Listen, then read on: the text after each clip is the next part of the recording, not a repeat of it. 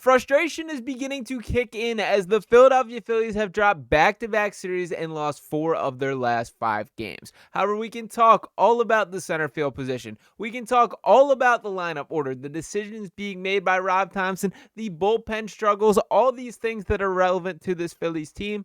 But there is one clear factor that is currently holding this team back. Going to dive into exactly what this is and if that is even a fixable problem with this Phillies team. But before I do that, I do want to remind you guys, as always, to make sure you are hitting that subscribe button. That at this point in time, just 38.1% of you guys watching these videos right now have subscribed to us right here on Phillies Digest. We're going to take things up to a whole nother level. My guy Luke Arcani in press row in Citizens Bank Park preparing for tonight's game, and he will be back with the scoop after the fact. So make sure you stay tuned for all of that. And the clear issue that is harming this Phillies team right now, it is hitting with runners in scoring position. We knew that this has been an issue to this point, but to lay out exactly how significant it is that these shortcomings have been common for the Phillies. They're batting .199 with runners in scoring position this season, which ranks 26th in baseball. They went 1 for 11 on Monday. Quote, "I think they're trying to do too much. They're getting pull side happy," Thomson said. "A lot of ground balls. They have to get back to what we were doing earlier in the year, getting good pitches to hit, controlling the strike zone, and using the entire field. It can change. Thomson expects it will. Some players in the clubhouse just need to remember that." Quote, "There are 70 guys hitting under 200 in Major League Baseball," Thomson said. In fact, there were 44 qualified hitters hitting under 200 on Monday. That list included Mike Trout, Cody Bellinger, Bryson Buxton, Anthony Santander, Dansby Swanson, Brent Rooker, Willie Adames, Max Muncy, Josh Bell, Christian Walker, Carlos Correa, Christian Yelich, and Marcus Semien, among others. Quote, "They just need to relax," Thomson said. "It's going to happen. We got a long way to go." Now, a couple directions I want to go here. For starters, I don't love the automatic excuse here being, well, there's a lot of teams struggling. There's a lot of guys playing bad baseball right now. And the names on those lists are clear-cut, very good baseball players. We understand how it works in the sport, how you go through your highs and lows. There will be slumps. That's unfortunately just a part of the deal. But it's not exactly the same conversation I think Rob Thomson is having that we're trying to have with him on this particular discussion. Now, we can go into a couple of different angles with this as well. I do think it gets a little bit overblown, the statement of this Phillies team being all home runs, where they've certainly, leaned into that identity in past years. I think the pendulum has swung a little bit in the opposite direction, where there has been a little bit more small ball, a little bit more reliance on hitting into the gaps. And Alec Boehm at his best is a clear-cut, great version of that. Nick Castellanos, I think, does that very effectively. Trey Turner, at his best, is spraying the ball in the gaps, hitting doubles, driving runners in, those type of conversations. That's really important and something that I think the team needs to build off, and I was encouraged at the early part of the year that they were heading that direction. Don't get me wrong. Home runs are great. Chicks dig the long ball. There's nothing better than mashing one over the fence and that automatically counting right away, but you can't rely on that all the time, and I do think that you have to be able to win in a variety of ways. Now, to dive into exactly how poor this has been for this Phillies team, do want to reflect on the numbers by series here. So shout out to my guy Phillies Tailgate, constantly on top of things here, and he says, "The Phillies are batting .199 with runners in scoring position this season. Here are their series running in scoring position stats.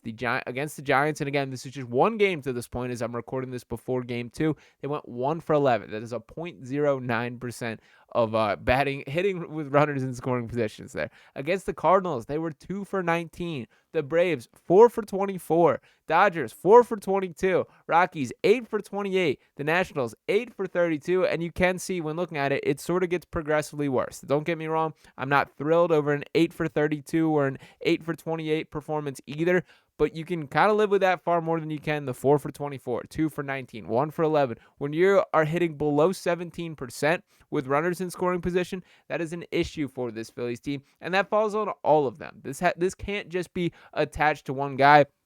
The automatic, pushback or concern of where this gets attached to a lot of times becomes the familiar topics. There's the center field outlook, and by the way, to directly acknowledge how poor that has been from the center field position overall, the Phillies have gotten 45 at-bats from the center field position so far this season, 6 hits, 1 home run, 5 RBIs, 7 walks, 15 strikeouts with hitting splits of 133, 250, and 200. Yeah, that is not even close to good enough. I'm not here to argue against that it is frustrating that essentially, despite the National League and Major League Baseball doing away with having the pitcher hit, the 9th spot has essentially become the same thing for this Phillies team. An automatic out in the lineup, and that can't happen here. I do think there needs to be some larger discussions. And by the way, this comes on the heels of Rob Thomson facing the media yesterday, talking about Brandon Marsh needs to sit down for a couple games, and he's back in the lineup today. He played last night, and I get he didn't get to the plate. He was subbed in as a defensive sub because they did want to pinch hit for Johan Rojas. I understand all this here, but it's a little bit inconsistent in the messaging when you're saying one thing pretty clear cut to the media and then acting the opposite. Now, I don't fully disagree with the decision to get Marsh back in the lineup, and I think obviously Rob Thomson should at least have a better feel for how guys mentally handle things. I think there are guys that in certain situations benefit from getting taken out of the lineup, having a chance to sit on the bench, look at it from a different perspective, get his own mentals together, take some extra time in the cage where there is not that constant pressure. I think there's other guys that's more harmful than good, that they need to keep plugging through it, work through it. They're just going to stew on the bad at-bats and strikeouts that they've already tallied, and they need to push through it. Brandon Marsh is better than he's played to this point. I'm not ruling out that Brandon Marsh is not good enough for what this Phillies team needs to do. In fact, I think there's probably more evidence on that side of the argument, but it's also tough to discount how good he was during that 2023 run. And immediately after the trade, what that bat looked like, that hit tool, I was really impressed by, and, kind of changed the way that I valued Brandon Marsh. We haven't really seen that guy since that point. Pretty much the entirety of last year and certainly the start of this year, it is a new low for it. But it is not just about just those guys. This is the big dogs that got to drive in runs. You have to be, if you're Alec Boehm or you're Bryce Harper, you're Trey Turner or Kyle Schwarber, Nick Castellanos, the guys of this Phillies team, you got to be able to drive guys in. And the opportunities have been there. This team just has not delivered to this point, and things are not going to change until that changes. Now, it is not as linearly tied to hitting well with runners in scoring position and getting wins. For example, to take a look at the worst teams in the league in this category, you will see some teams ahead of us in the standings. Primarily New York Mets is who I'm alluding to here, as we have 3 NL East teams in this bottom 5 in the MLB. The Phillies ranked 26th in runners in scoring position with a 199% batting average there. Atlanta Braves 197, Cleveland Guardians 194, the New York Mets 163, and then the Seattle Mariners 148 there. Now the Mets obviously are off to an 11-5 start. They're holding the lead in the NL East, so this has not been a problem that has plagued them the most here. But for the Phillies, they have not been good enough from a home run perspective,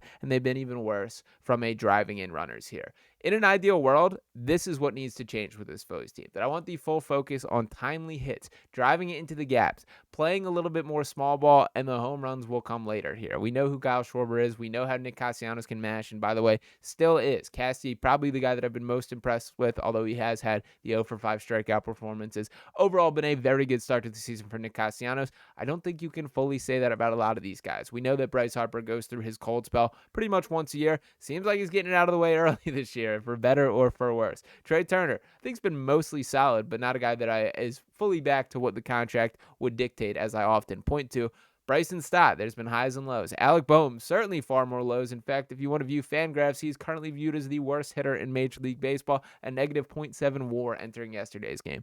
All this goes to say that it goes on all these guys. So there's got to be a little bit of an internal, take things personally, have some pride, and let's start to dig out of it. I do think that will happen. It is a long season. It has been an unfortunate recent stretch, but still plenty of time to get the train back on the track. So we will see if things shake from here. I do think that this type of hitting is contagious, and once one guy is able to flip the switch, get some runners in motion, driving in guys with some RBIs there, that everybody is going to feel a lot better about the outlook here, but that needs to happen first off. Hopefully that does change tonight, as we are expecting some wild wins in Game 2 against the Giants. Once again, as I mentioned, our guy Luke Arcani will be in attendance in press row at Citizens Bank Park, so make sure to stay tuned for some stuff coming out of the game. Check out his socials as well, as he'll be all over it, and I will be popping back on to talk about this Phillies team as usual. So before I sign off one more time, do want to remind you guys, make sure you're hitting that subscribe button once again. 61.9% of you guys watching these videos have not hit the subscribe button just yet. It helps us out a ton here on Phillies Digest. Appreciate each and every one of you guys tuning in this video here. Drop your comments below, and I'll be back talking with you next time. Peace.